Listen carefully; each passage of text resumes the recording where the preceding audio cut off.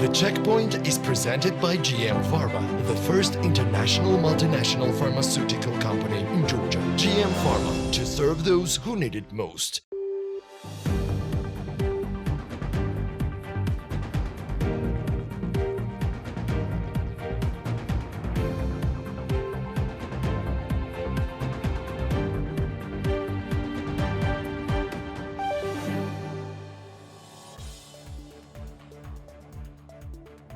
Georgian Energy Exchange will become fully operational in September, aiming to ensure transparent and competitive markets and provide accurate price signals to existing and potential market participants, according to Economy Minister Levan Davitashvili. Prices based on fair market principles will definitely create a basis for new projects and will bring us even closer to a high level of energy security, Davitashvili said.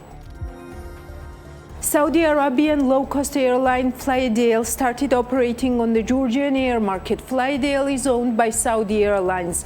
Last night, the Saudi Arabian state company made the first direct flights from Riyadh and Jeddah to Tbilisi International Airport.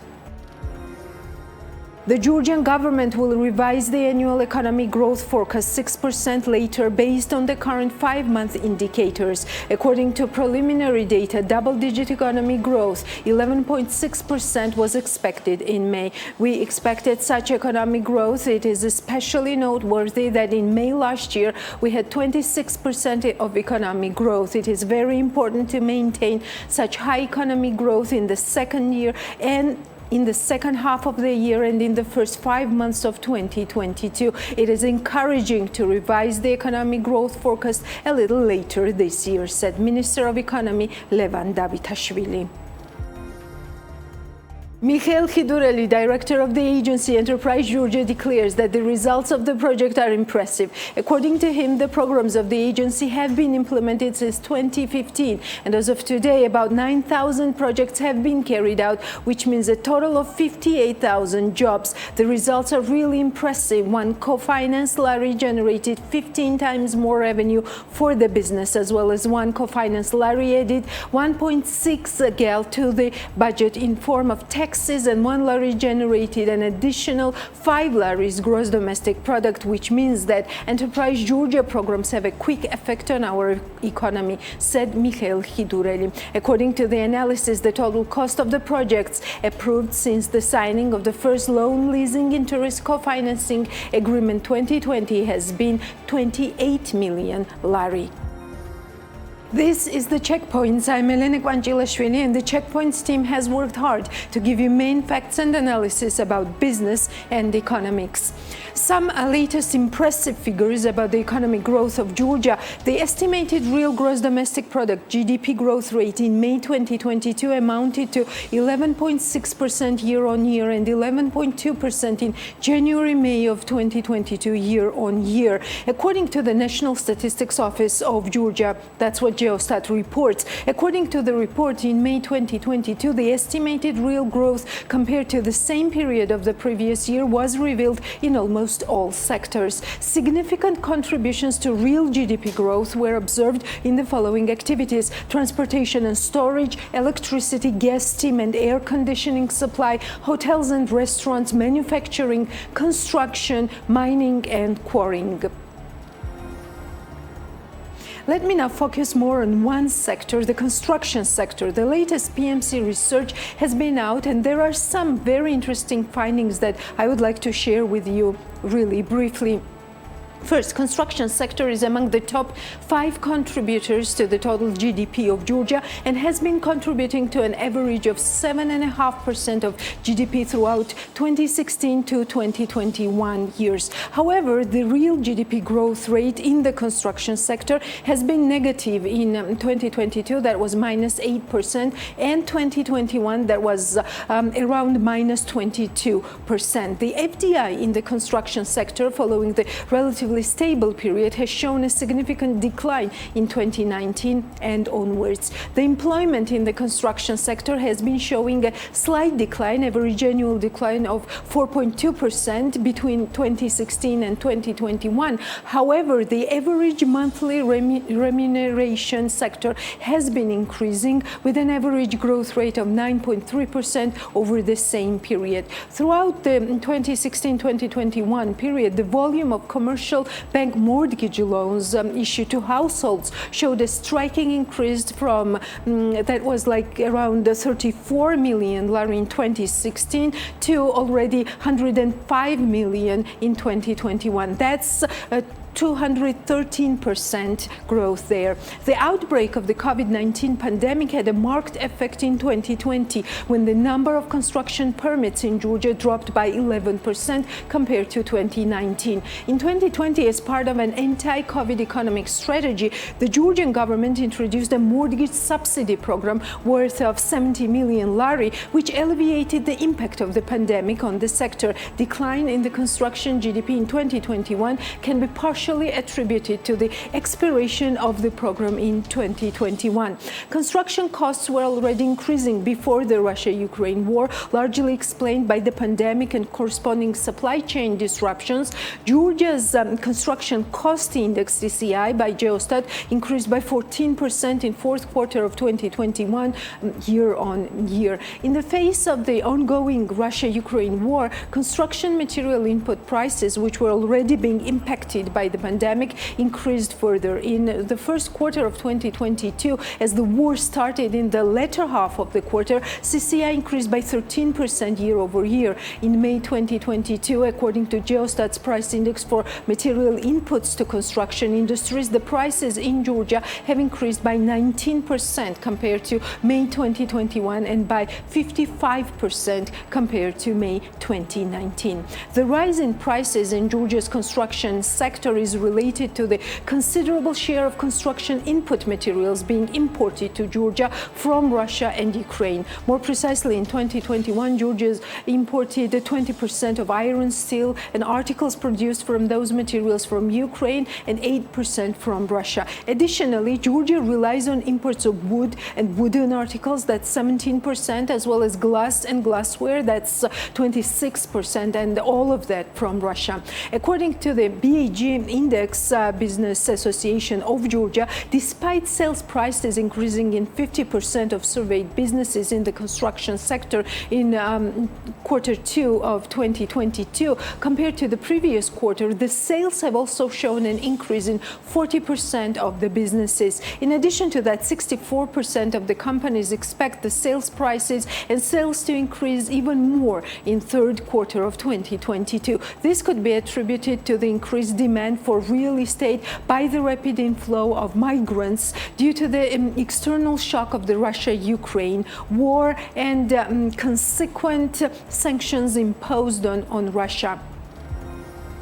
Some of the bottlenecks that PMC's research identified in this one sector, namely the construction sector, seem to be quite similar for other sectors as well. This indication is given by a totally other survey, namely the one that the European Business Association has conducted. About a week ago, the European Business Association, EBA, with the support of the European Union, organized the EU-Georgia Business Forum 2022 for the very first time. The forum was attended by over 200 people, including the EU ambassador to Georgia, Karl Hartzell, representatives of the Georgian parliament, government, business support organizations, European businesses from different sectors, diplomatic corps, international organizations, and financial institutions. A specially arranged space was dedicated to B2B meetings between forum participants. The trade show of products of successful European companies also took place at the same time. The forum featured the presentation of the EU Business Climate Report 2022,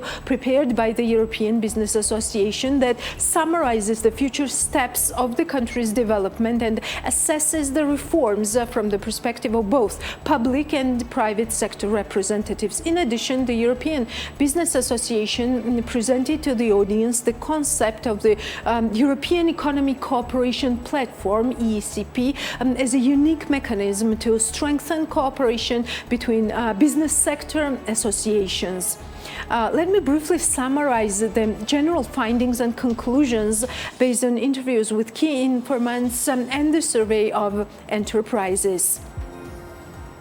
Businesses welcome European approximation, but indirect benefits should be communicated more. Consequently, the transition to European standards seems generally reasonable for businesses. This does not mean that these reforms are all faultless or perfect, but overall their importance is clear. Accessing the EU market is relevant now or in the future to the majority of businesses who believe in both direct and indirect benefits of EU integration. However, indirect benefits of EU integration, including the benefits of reforms for the overall business environment, not just as a means of accessing the EU market, must be further asserted and communicated. That's what the survey results show.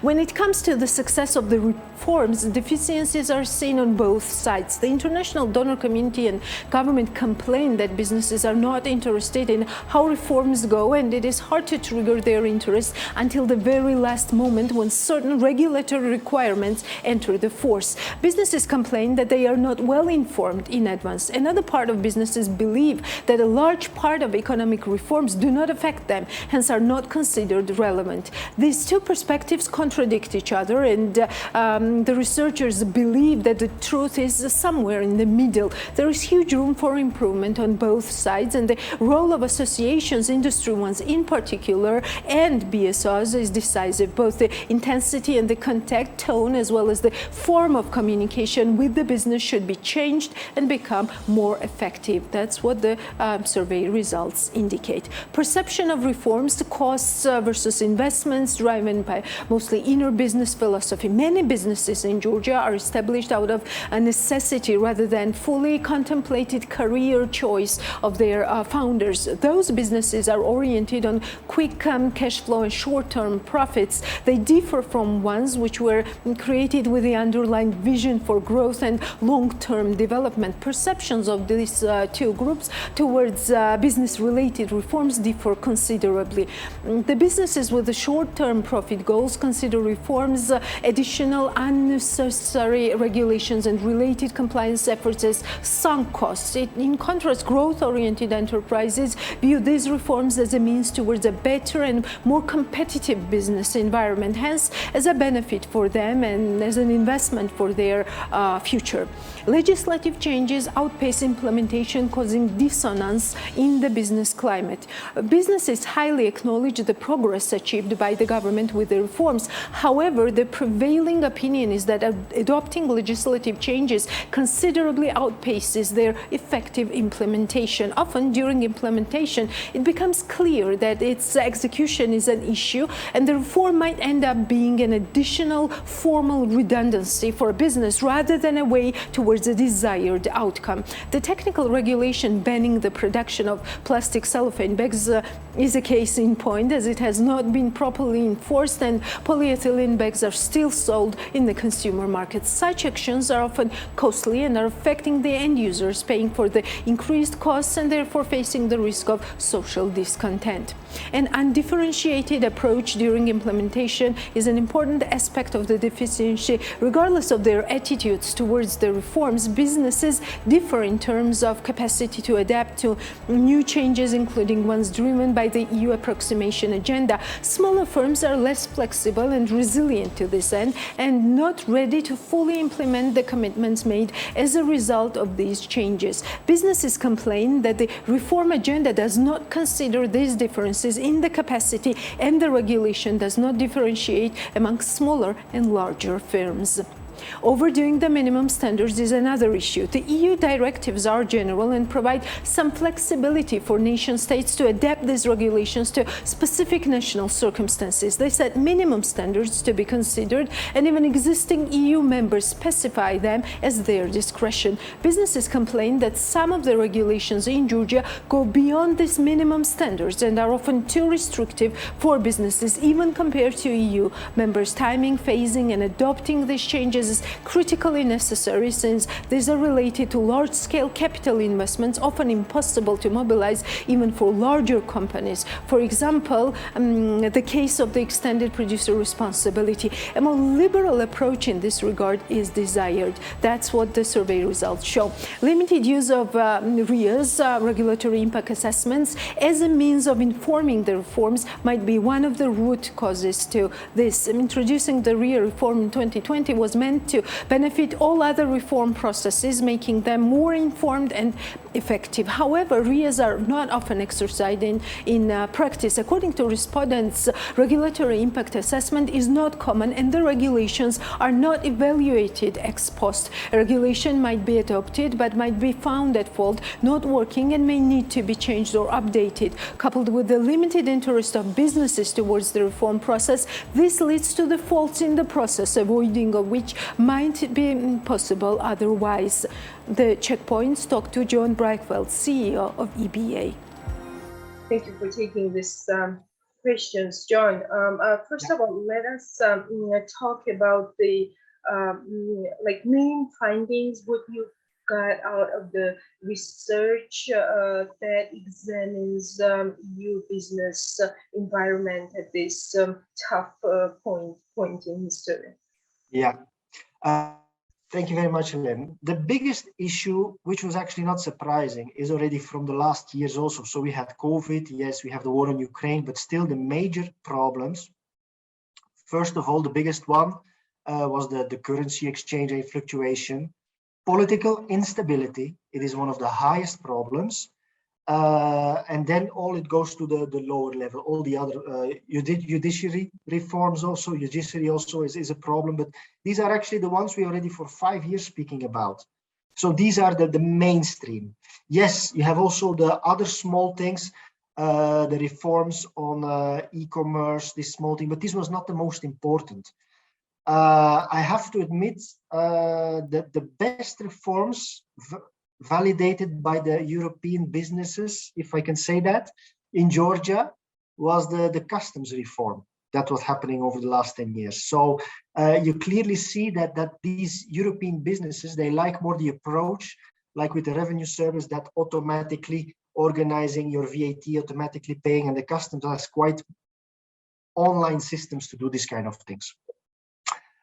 Two other points I could mention is the tax dispute, of course, is a problem, and business mediation, which is a bit linked to the judicial situation, the rule of law.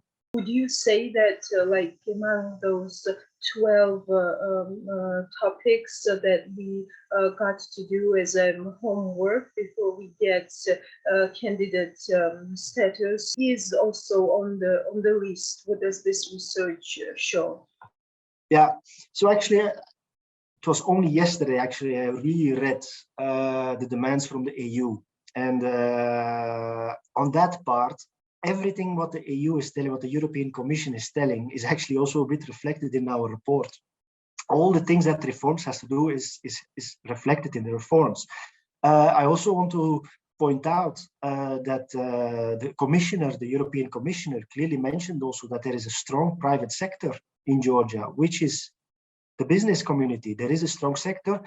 It needs to be more listened to, simple as it is, because we are already telling this for years, the issues, and we need to constructively work together to solve these issues one by one. It is not something that is impossible. It is very easy to do. We just need to make sure we have a common goal. What should be this common goal at this point? And would you say that this is really crossroads for Georgia? Do you think this is the chance that is given to Georgia, and Georgia must utilize this chance? Absolutely. Yeah. For me, I'm now speaking as a Belgian. It is no doubt. I clearly see the EU wants to have Georgia as a membership. They don't have a doubt that that Georgia is not capable or cannot go to the standards of the European Union. That is not a doubt. But there are things to work on. And these things, again, are actually not that difficult to work on. Political instability, this is something you have here the government, you have an opposition. We as a business sector, we are not political. So we will always work with whoever is in a government at the moment itself. We need to be more open to these things. I want to point out on that part, Belgium, we're a leader having no government in the world. We had more than 1 year and a half, we didn't have any government in Belgium, which is also not a good ideal situation, but we managed it easily. So let's take it a bit back with all these fights going on, and let's focus on really get now finally the chance, because if now at the end of the year, the reforms are not done and the EU is telling, no, Georgia, you're not ready, I don't believe in the next 10, 20 years we will have any chance anymore. It is now or never, and we have to keep this in mind. John, it's quite interesting, right? Like most of the homework for the government is just showing a real political will and listening to all the counterparts, and the part of the homework that business community had to deliver was quite tough, right? Just to be frank, because there were a lot of regulations, there were a lot of added costs for businesses, and still what drew forward this questionnaire were the answers that business community could provide. How would you evaluate this part? And please elaborate a little bit why all those regulations are needed in the long term to draw this. This is not all negative, right? Because in the short run, yes, it seems to be a burden, but in the long run, how could businesses, citizens, the country itself benefit from being part of the EU?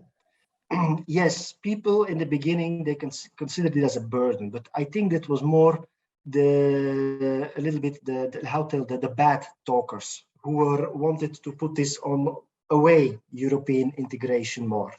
We had a position paper and we had a public-private dialogue on the impact on COVID on businesses. And it was clearly proven there with businesses who have the European standards, who went through the burden, as people telling this one, had it much easier to overcome these obstacles. Yes, if they didn't have it, maybe they do not survive these businesses. So these things, the legislation changes, these reforms, these changes, the DCFTA implementation, it doesn't seem always easy, but it helps. I'm going to tell you now a funny situation also yesterday I got, which was very funny to hear. Also on our event, EU Georgia Business Forum, who wanted to be present there, he apologized. He had food poisoning. He told look, that's one of the reasons that we want to have European standards and European values in Georgia, because this should not be happening anymore. If you have your standards and if all the business work together, you can have it. Okay, there is a talk about how far can you go, because Georgia at the beginning also was going too far with all their implementation and having to the European best practices standards. Yes, that's very nice goal, but okay, let's go to what you need to do in your homework, and then let's take it from there step by step. This is also the DCFTA implementation, and later with like European Union integration. This is not also a step you have to do in 1 month time or in 1 year time. This is constantly. Belgium still is making new legislation. European countries are still making new legislations on implementation on these kind of standards and values. It still is a work in process, and it will stay like this also. Also, one thing I would like to mention as a proof, not really as a proof, but now the chance we have to get part of Europe at the end of the year if the reforms is done. Why the business wants that? That's actually a very simple answer. One also of the big problems in Georgia for businesses is the scale of the market. Georgia is a very small market. European companies don't want to come here and establish themselves here, because first they look, do I have a market to make sure my costs are offset, and then I will look to invest further for this kind of thing. Can you now imagine that Georgia, with a good market, with good people, with good clever people, that they start suddenly to be part of European Union, and that they can just, without any problem, export to the European Union without any problems. They're part of the European Union. That's actually how the last 10 years, the countries, the Eastern European countries, Romania, Bulgaria was taking advantage of, but they're also getting expensive. And Georgia is still relatively inexpensive on that part. Of course, we have to tell one thing also there is the lack of skills. That's what I didn't mention yet, but that was also one of the problem areas where we still need to work on. I see there is progress going on. We would like to have, of course, the progress go faster, but that's an education system. It takes years to implement these things, and we just need to focus and don't give up and keep on investing in it. Yes, John. Unfortunately, these are the bottlenecks that we have identified for years now, and still we are talking about the same thing over and over again, and that's the biggest unfortunate thing about this situation. But I hope this situation with the candidate country status and the urge of people who want to be part of the European family again will also help this process. And that leads me to my last question. I read in the press release that you have enacted some kind of an European economic relations platform. What type of platform is that? Who's present there, and is it somehow like an analogy of Investors' Council? I mean, because my thoughts led directly to the platforms that we already have. So what will be unique about this platform, and how will it work? Yeah, this is actually also directed in this business survey. There is one of the questions, an important question for businesses. How do you solve your issues? If you have an issue, how do you solve it?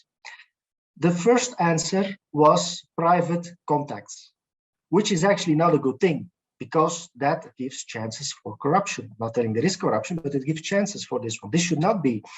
Who should be the first go-to if there are issues for a company?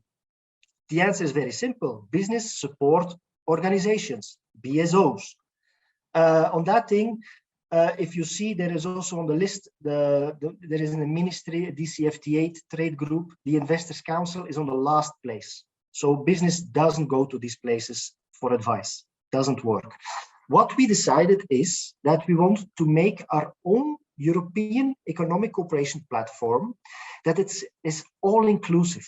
So all the business support organizations, is it now international business associations, European chambers, sectoral associations, everyone who is promoting businesses, who has members who is the business sector, they have a place on this platform.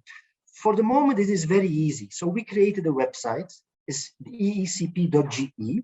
They can online register very easily.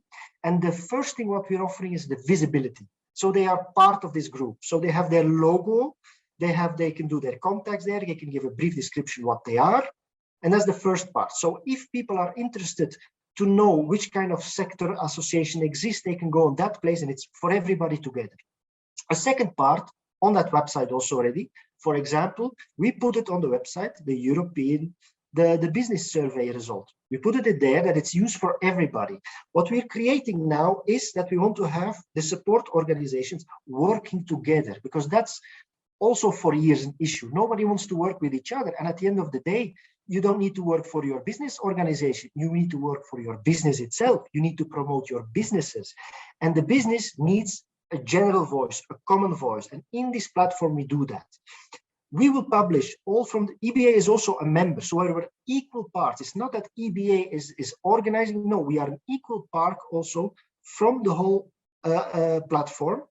Everybody can publish all their position papers they are, if they have a common interest, if there is a trade mission coming, because I'm also embassies are registering there, IFIs. For example, there's a trade mission from the Netherlands, will be arriving. They get the platform and they don't have to go to one association to seek, do a B2B matchmaking. No, they have everybody there. We can, through the EECP platform, send out, and for a possible investor, what is better then instead of having 2 people to communicate to have like 100 people to communicate to make a decision with who I will make be a partner in the future. So we're opening up this to make sure that everybody has more chance to be part of that.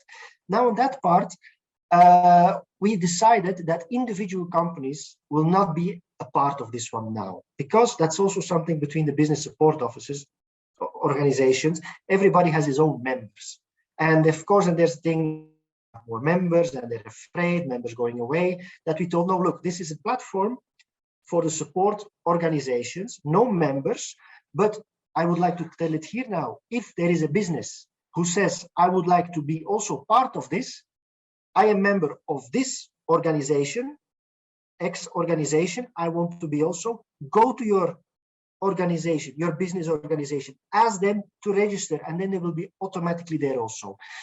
At a later stage, but that's not going to be for this year, I'm afraid, we really want to connect also an online B2B on that one, which means we, for example, we have connections with Brussels also, with all European companies who are having an online system on B2B, that they can see the list of all companies in logistics, in this sector, and they can organize online via that system a calendar, a meeting, an online meeting before a visit. So we really want to develop it further, but that's going to be in the next stages going on. The most important thing to remember of this platform, it is all inclusive, and it is for the business made. It is for the business to have a stronger voice. And honestly, for myself, I would not understand people who would not want to be part of that. Now, I would like to continue this line that we have started with Mr. Breekveld on the importance of the EU candidate status for Georgia. And we have a very interesting contribution from Civil.g, and that's the interview with Damon Wilson. This is the first time he has visited Georgia as the president of the National Endowment Democracy. Damon, thank you so much for the interview. First of all, what is NED doing in Georgia? And most importantly, why is it doing it? First of all, Otto, it's a pleasure to be with you today, but it's a real pleasure to be back in Georgia. It's my first trip to Georgia as president of the National Endowment and Democracy since coming here first time since the pandemic. I'm a longtime champion and friend of Georgia, the Georgian people, but it's the first visit as president of the National Endowment for Democracy. And I wanted to come here early in my tenure at the endowment because what happens here is important for the future of freedom and democracy. The endowment essentially it's America's foundation for freedom and democracy. We are funded by the US Congress, publicly funded, but set up as a private foundation, a private institution to support democracy and freedom around the world. That takes shape by the support that we provide for civil society, independent media, but also through what we call our core institutes, the NED family that's present here in Georgia, the National Democratic Institute, International Republican Institute, the Solidarity Center, and the Center for International Private Enterprise. And it really represents a NED commitment, understanding that our own diversity in the United States and our own democracy, these forces come together at the endowment to support democratic values and institutions around the world. Republicans, Democrats, business and labor in the United States, working together to support grassroots civil society, democratic institutions and values. So the endowment is that expression. And so we're proud to have a long history of supporting the Georgian people and their democratic aspirations. And I'm here to listen, to learn from our partners, to understand their concerns and how best we can play a supportive role of the Georgian people's aspirations. But we also recognize this as a moment. It's a moment for the challenge to democracy and freedom around the world. 16th year of a democratic recession, but it's sharper because of the authoritarian repression driven from techniques we've seen coming out of Moscow and Beijing. But obviously the impact here, a wake of a war in Ukraine, the occupied territories in Georgia, it's a volatile moment for Georgia's own future democracy. And we want to be here to support the Georgian people and their aspirations and Georgia's journey to strengthening its democracy in this region. Damon, as you know, the European Union just recently admitted that Georgia has its place in this alliance, but it gave specific tasks to the country before officially granting it a candidate status. While, Moldova and Ukraine are a step ahead and they got candidacies. How is this development and the failure of Georgia to secure the candidacy seen from the U.S. vantage point? And what does this mean for Georgia's friends in Washington, D.C.? Well, first of all, I think this is, it's quite significant. I've long been a supporter of Georgia's aspirations to be part of the institutions of the transatlantic community because we've been inspired by and believe in and see the convictions of the Georgian people for where they see their future as part of a democratic West. It's really quite impressive and stunning. And so on the one hand, I have long been wanting to see the European Union be more expansive and welcoming of the aspirations of people of Europe's East. And so it's a big deal. It's significant what European leaders have just decided, that there will be a European future for Ukraine, Moldova, and for Georgia. And so this is a significant positive development coming out of a horrific war in Ukraine that's really galvanized Europeans, many of whom used to be quite skeptical of whether you could even imagine a country like Georgia as being European. So there is a good side of progress on this front as we've seen that debate evolved in Europe.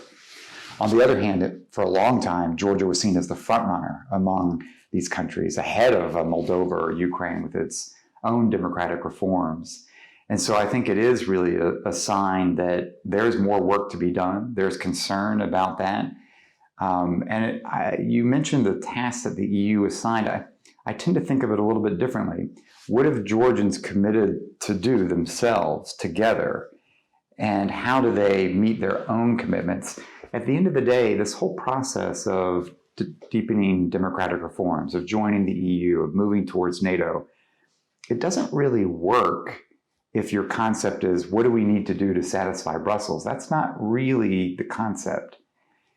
What makes it so powerful, and I saw this when I served in the US government, and I watched the Baltic states, I watched others, is when it really sinks in that people understand, what do we need to do for ourselves to help our own people be secure, to protect their individual liberties, to provide our country its security, and understanding that what's happening, whether on a reform agenda or these things, you're not doing that for Brussels or Charles Michel or President Macron.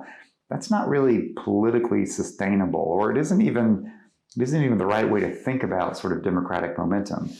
It's understanding what's going to be the best pathway so that the Georgian people have their security, have their ability to have their voice, and an understanding that these reforms need to come out of Georgians' commitments to each other to deliver a better future for Georgians so that mothers and fathers can see a future for their children here. And they don't have to think about their kids just going abroad, whether it's for jobs or for freedom, that right here in Georgia, this can become Europe. And I think that transition is really important. So I worry right now. I welcome the fact the EU has signaled that Georgia has a European future. I will tell you, when I served in government, you couldn't get some European politicians to even acknowledge that. This is a significant step forward. And yet, it's also a clear sign that there's a bit of concern and disappointment about the lack of progress and movement on the real underpinnings of what a democracy means. And so Georgians shouldn't think about, what do I need to do for Brussels? What does Georgia need to do for its citizens, for its own aspirations? And that's part of the difference of thinking about joining NATO or joining the EU. These are associations of choice. We don't need, nobody's asking or requiring Georgia to do something. It really needs to be, does Georgia want a democratic future?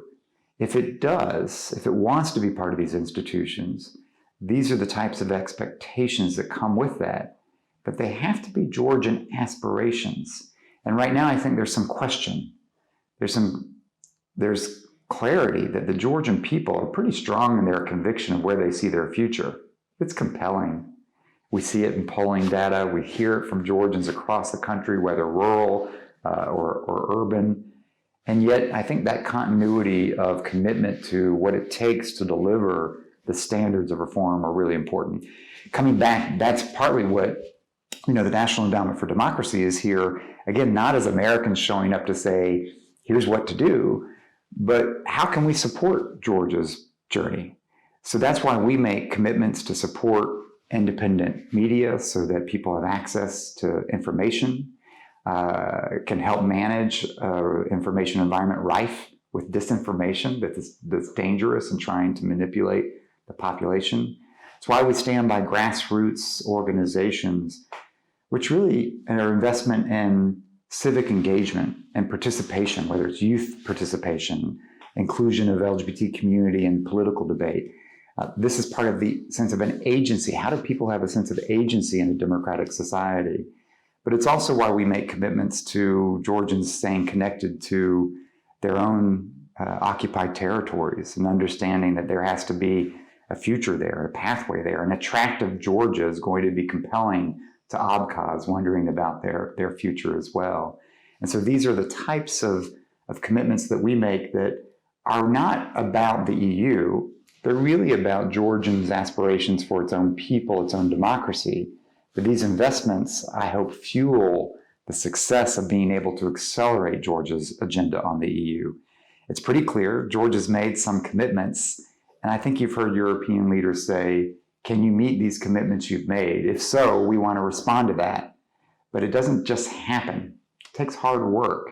And there's a question right now, does Georgia have the political will and the political capability in this environment to deliver on its own commitments to deepen this process?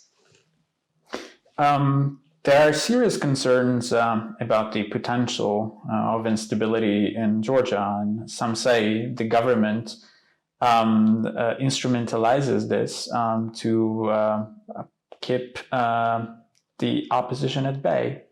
But others argue that the opposition is also prone to sort of brinkmanship here. How are recent developments in Georgia's internal political scene seen in the US, especially as the civil society activists are playing more active role in Georgian politics? Sure. Look, I mean, robust politics where parties and politicians have a full debate is part of the fabric of democratic society. It's a healthy part of it. But you can also see where that becomes unhealthy when the rules of democratic debate are really pressed. And so this is where civil society, where independent media is so vital, so critical. And so one of the things that I think has become a little bit disturbing is this sense of insecurity, as you said. We're hearing from journalists about the concern about their own safety, their security. We saw on July 5th last year, journalists killed, protesters really threatening the lives of those that turned out to stand by the rights of the LGBT community.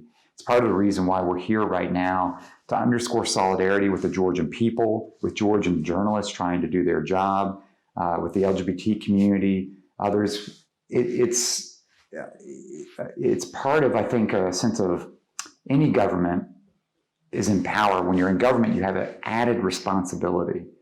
And it's hard in democracy to have an added responsibility to help create a conducive environment where there can be an even playing field. And I think many people are concerned about that, whether it's the safety and security of those who want freedom of expression, coverage of media, to be able to operate freely, or it's the terms of a political debate.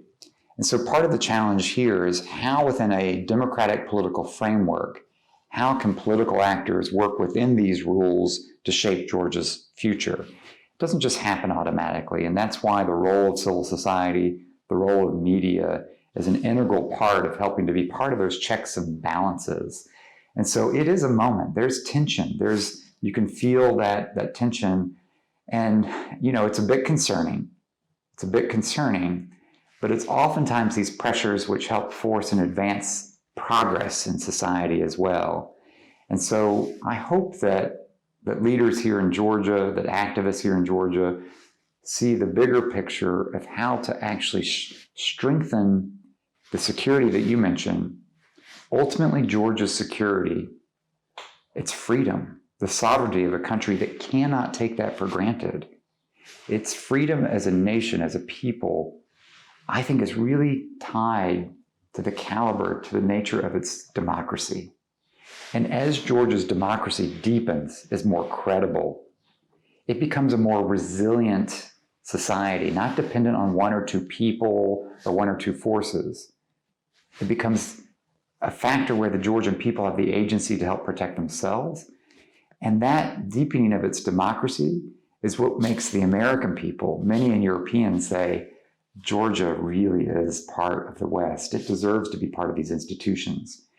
And so to have the perspective to understand that, yes, these painful sometimes reforms, these difficult reforms, difficult political compromise, things that curtail the power of the state sometimes, are actually quite fundamental to ensuring the resiliency long-term of the state, because the caliber of Georgia's democracy is going to be directly related to the depth of American support, American people's enthusiasm for Georgia's place in the transatlantic community. I'm confident about that over the long term. I'm an optimist for Georgia because of the extraordinary creativity, ingenuity, and commitment that I see in the Georgian people. But I'm quite concerned about what happens in the short term.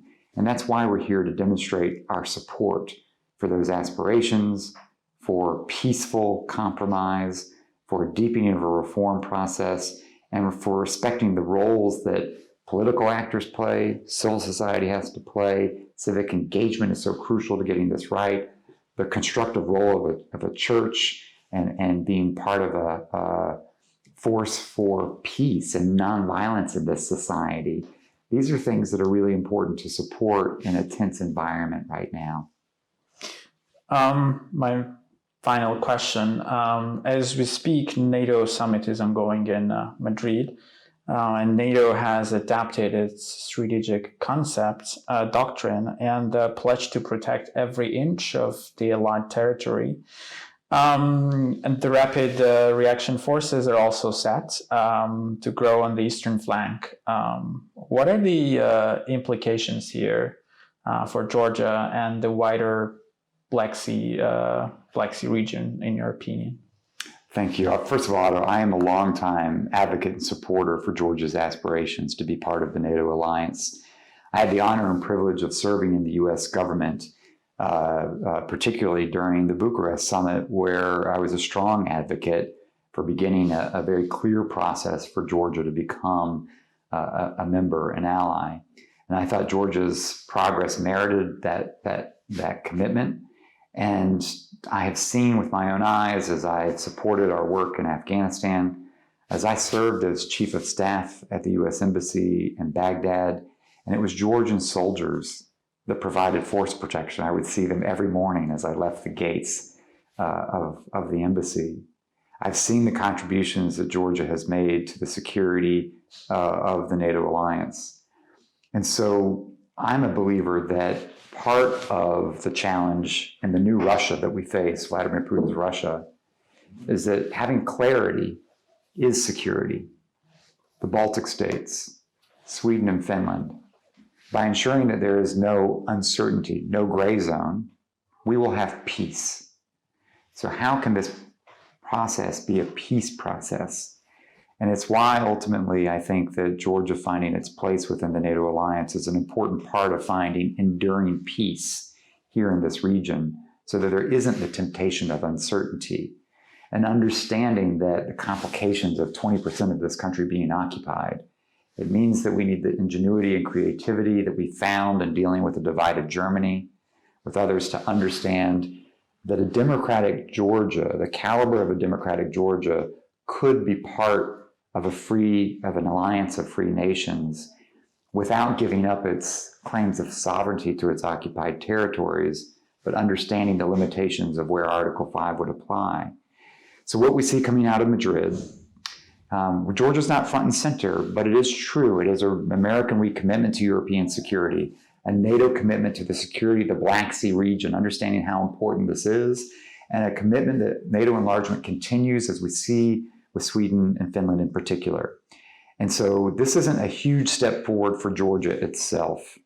But I think if you think about the consequences of the overall opportunity. It's creating an infrastructure in which, as Georgia gets this right, if Georgia continues to bolster the caliber of its democracy, to continue to reform its armed forces, to continue to partner with democratic nations, this is, I think, there is a pathway for Georgia to be a close partner of the United States and ultimately an ally within NATO. It won't happen tomorrow. It is tied to confidence and the durability of the democratic institutions. This is why a Sweden-Finland decision was really easy in Madrid. Both the compatibility with the alliance security forces, but as importantly, the stability of their democratic and systems of rule of law. And I hope that provides some inspiration, some pathway for Georgian leaders, Georgian politicians, to not only think about their security interests, but to understand that democratic reforms bolster national security and that they're intimately related. And to get that right, it's got to ultimately be, despite all differences, to see different political parties, different factions of civil society that believe in a common sort of place of where is Georgia's place in the world. And despite political differences, to be able to work together towards that goal, that's pretty powerful. Finland and Sweden are in today because we saw a political consensus form across parties, across civil society, that made it possible for their politics to deliver. I think it offers some insights for Georgia and its path forward. Georgian Prime Minister Irakli Garibashvili, together with the Georgian delegation, took part in the special meeting of the North Atlantic Council within the scope of the NATO summit in Madrid. Besides the alliance's member states, the session's participants included the leaders of Finland, Sweden, Australia, New Zealand, Japan, and South Korea, and senior EU officials. The meeting discussed some of the challenges facing the global security architecture and the security environment emerging in the Euro-Atlantic space, with emphasis on the need to further cooperation among NATO member and partner states in order to join forces toward helping maintain rules-based international order. The meeting also discussed the events unfolding in Ukraine. The importance of assisting Ukraine against the ongoing military aggression was also highlighted. The Prime Minister of Georgia spoke about the worsening security situation in the Black Sea region and Georgia's steps in light of these circumstances. The Prime Minister in his speech underlined the unprecedentedly high level of practical cooperation between Georgia and NATO over the past few years, also expressing hope that the country's progress in implementing reforms will have a positive impact on Georgia's path towards membership. Several important documents have been adopted at the Madrid summit, including the new strategic concept of NATO 2030, the Madrid summit declaration, and the tailored support document for Georgia. Notably, all three documents contain issues of critical importance to Georgia. In particular, they reaffirmed the decision made at the Bucharest summit on Georgia's eventual NATO membership, also reinforcing NATO's open door policy, Georgia's status as an aspirant country, and the alliance's unwavering support for Georgia's sovereignty and territorial integrity. The issue of Georgia is reflected in detail in the new strategic concept of NATO as well, the alliance's guideline document in the course of the next 10 years. Notably, the tailored support document for Georgia approved at the summit sets forth concrete measures for furthering Georgia's defense capabilities and enhancing NATO's effective engagement in this process. NATO leaders on Wednesday formally invited Finland and Sweden to join the alliance, one day after Turkey dropped its objections to their membership, clearing the way for what would be one of the most significant expansions of the alliance in decades. The historic deal following Turkey's agreement to a memorandum with the two Nordic countries underscores how the war in Ukraine has backfired for President Vladimir Putin, subverting Russian efforts to weaken NATO and pushing Sweden and Finland, which were neutral and non-aligned for decades, into the alliance's arms. After weeks of talks kept by an hours-long meeting in Madrid, President Recep Tayyip Erdogan of Turkey agreed to lift his block on Sweden and Finland's membership in return for a set of actions and promises that they will act against terrorism and terrorist organizations. Vladimir Putin warned both countries against joining NATO, but his threats proved counterproductive. The two countries bring geostrategic benefits to the alliance. Finland shares a 830-mile border with Russia and has a well-equipped modern army. Sweden can control the entrance to the Baltic Sea, which will help a great deal in NATO planning to defend the more vulnerable countries in Eastern Europe. By the way, international officials and journalists were bemused to find Russian salad on the top of the in-house restaurant menu, awaiting world leaders in the high-security NATO summit venue on the outskirts of Madrid on Tuesday. As the main agenda is about Russia's attack on Ukraine. The melange of peas, potatoes, carrots, and mayonnaise is a staple on Spanish restaurant menus, but ahead of a summit at which Russia is expected to be labeled as a security threat in the alliance's new strategic concept over its invasion of Ukraine, its presence on the menu caused consternation. Russian salad at a NATO summit. I'm a little surprised by that choice of dish. Journalist Inaki Lopez was quoted telling Spanish media outlet La Sexta. The dish's attractively high carb content appeared to trump its questionable name, however, and it reportedly sold out within hours. More diplomatic thought was applied to the menu served to visiting defense and foreign ministers at the banquet at the Baroque Santa Cruz Palace in central Madrid on Tuesday evening.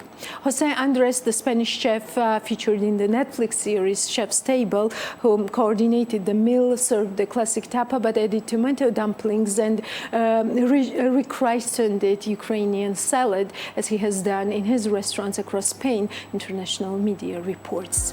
Speaking of Russia, we have a very interesting interview for you. Georgy Aronia talked to Maxim Mironov, professor of IE Business School. Georgy Aronia will tell us more. Georgy, welcome to the Checkpoints. And please introduce Mr. Mironov more closely to us. And also, what were some of the topics, the main topics that you focused your attention during your conversation? Hi, Elena. It's a pleasure to be here. Last week, I had an honor to talk to IE Business School's professor of finance, Maxim Mironov. We talked about the inability of the Russian state to fulfill its international financial obligations, as well as the results of the sanctions and the current state of the Russian economy. Maxim Mironov's primary research interest is in empirical corporate finance. He's also interested in international accounting, management compensation, and corporate governance. Before joining IE Business School in 2009, Maxim taught as a visiting professor at the New Economic School of Moscow. His non-academic experience includes working as an investment director at PSC, one of the largest direct investment funds in Russia.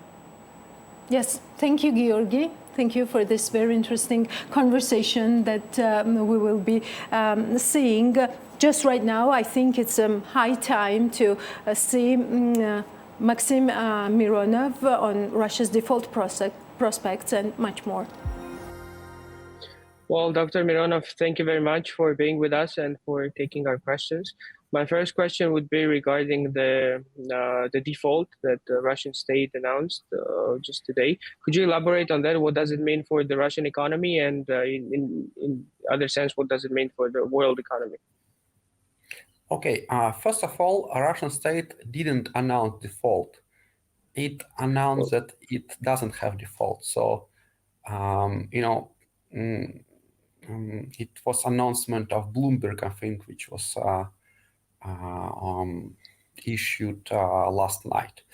But I think it's anyway, it's not important at all. So it's a purely technical issue which has nothing to do with the state of Russian economy. So Russian government has enough money to pay.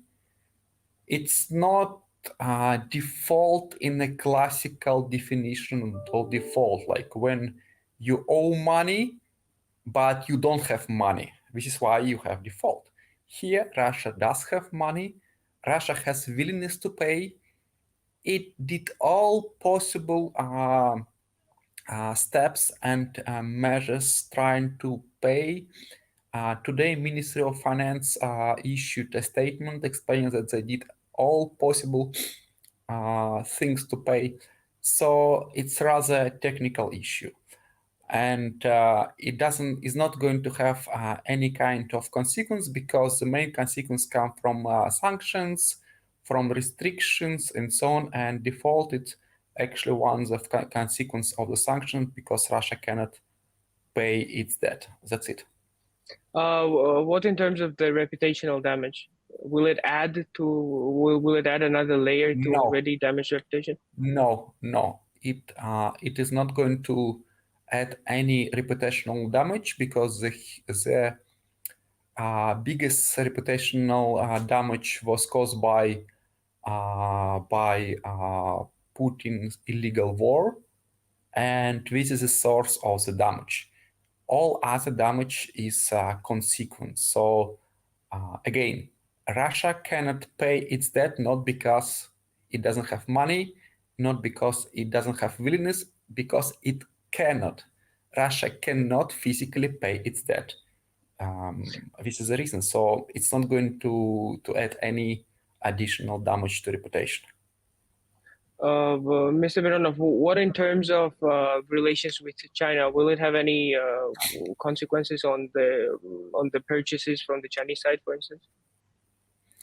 I don't think it's going to have any relation with China, because the main concern of China now, whether the West is going to put any sanctions on China if it continues to deal with Russia. I think it's the main negotiations come from China with the West, especially with the United States, and this is the main source of concern for China, not Russia itself. During our last talk, which was in March, right after the beginning of the war in Ukraine, you said that sanctions were very important. Now it's June already. Can you elaborate on how effective they were, and if Western countries need to introduce any other additional sanctions to combat Russian state actions? Sanctions were quite effective, and we can see that Russian economy is basically collapsing. Several industries basically are dead now completely, like automotive industries. So if you look at production output of cars, it dropped like 5-6 times in April and May. So you see, basically the entire industry is dead. And it's not going to see a fast recovery, because plants do not have spare parts, they cannot produce, and very soon it's going to be massive layoffs, because there is no demand for such number of employees. Also, airline industry is basically completely, not completely halted, but it's close to death, because Russian airlines cannot fly abroad. They cannot repair the aircraft, so they already start like laying off pilots and other personnel. And the demand for internal airline travel also collapsed. And this is just like 2 examples, but other industry also suffering a lot, because like if you produce steel, let's say automotive industries, they have a lot of suppliers in other industries like steel, like I don't know, wheels and so on. So we already see a drop in other industries which produce raw materials, and also caused by strong ruble, because they export steel at low prices and exchange their dollars or euros in rubles, but their cost in rubles actually increase because of inflation, because of internal inflation. They must increase salaries. So, for example, steel industry already suffering because of the strong ruble. So we see a full-size recession in Russia, and the collection of VAT tax, one of the most important tax in Russia, if you're not talking about oil and gas taxes, it drops in real terms almost 3 times in April. So it's a huge, it indicates a huge drop in consumption. So you can see, but of course the West could introduce much more severe sanctions, like ban on export of gas, Russian gas and oil. And we can see they're still negotiating within the European Union whether they should proceed with stricter measures or not. Is there political will to do that in Europe, in your opinion, in Europe and the Western countries in general? I think like the European Union, it's not one country. There are 27 members and all have different interests. If you're talking about like countries like Poland, like Baltic states and so on, they are much more aggressive in terms of sanctions because they understand that they could be next.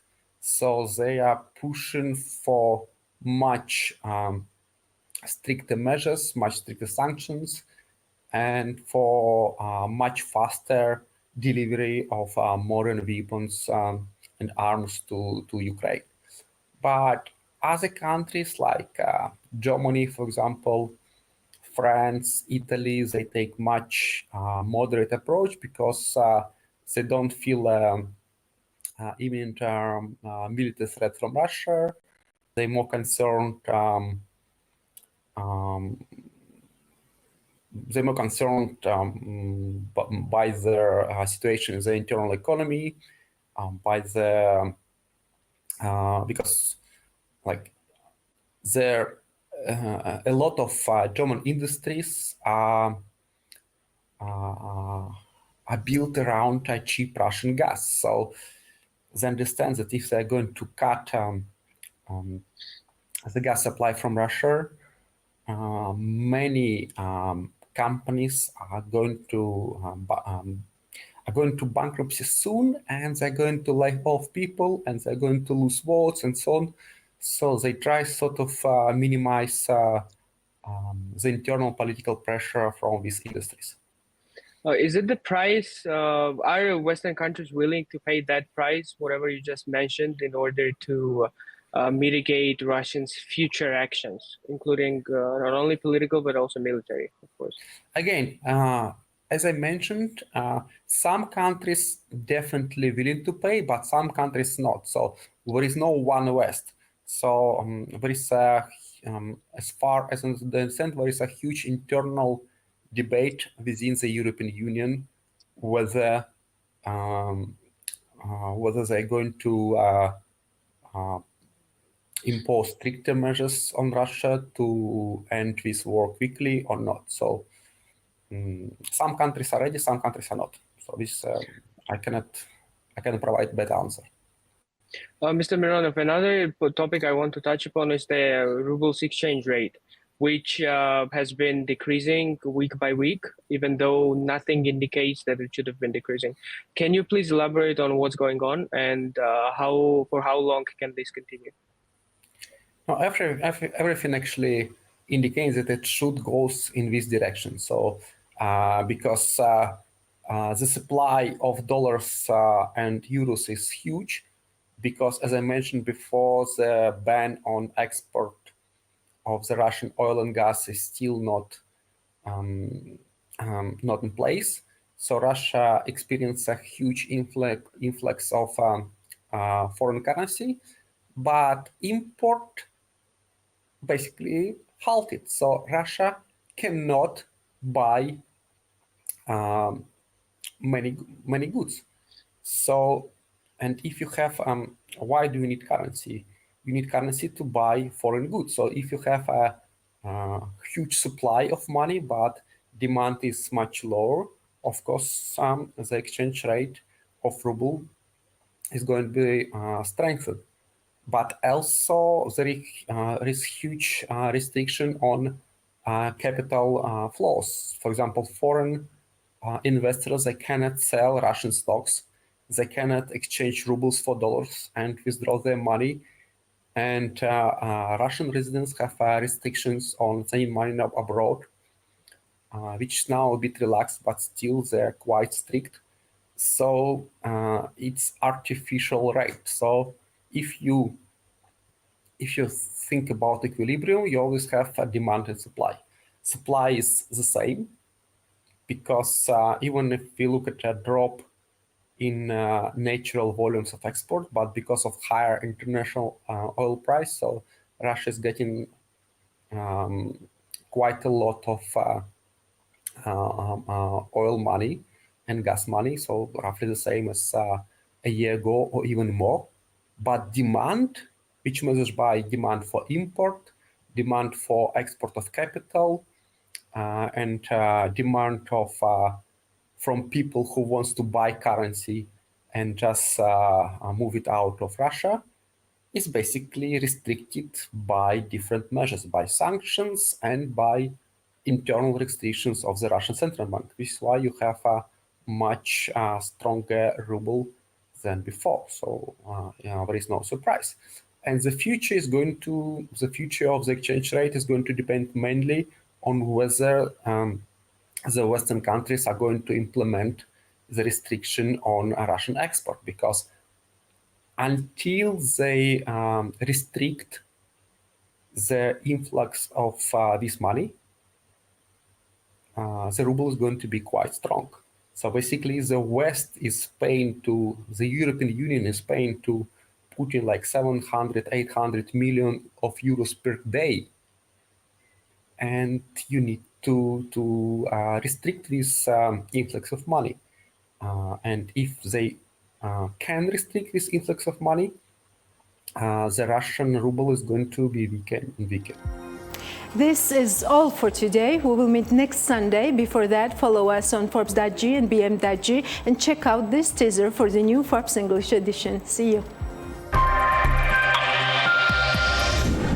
To implement something important and turn their goals into reality. But for Tamara Majavariani, there are some weeks when a year's worth of things happened. Majavariani appeared in Forbes Georgia in spring 2021 as the CEO of Rush Group Dubai, then in December 2021 as the owner of Rush Global Dubai, and here she is again with a new chapter in her career. Holiday Connect and Pomona are two companies recently founded by the only Georgian female businesswoman in the United Arab Emirates, who is not going to stop there. So good luck beyond the Emirates, and Tamara Majavariani is on the cover of the new special edition of Forbes Georgia. So Forbes Georgia's English edition also covers: where do the richest people in the world live today? The pandemic, geopolitical tensions and supply chain disruptions have thrown the world into disarray in recent years, but that has not stopped the world's ultra-wealthy population from growing at a strong clip, and most of them are presented in North America, Asia and then in Europe. We count the countries which banknotes depict women. According to the survey, only 15% out of 1,006 valid international banknotes represent women.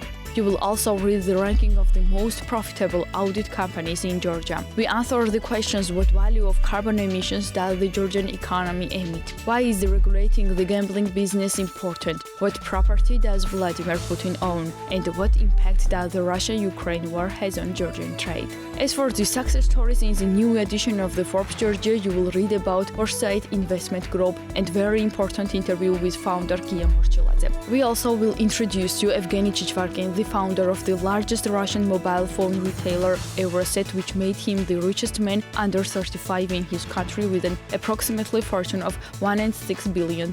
What kind of communication does Russian oligarch has with Bidzina Ivanishvili? What is his approach about the Russian-Ukraine war and Georgia? So for more insights into the business and economy world, read Forbes Georgia.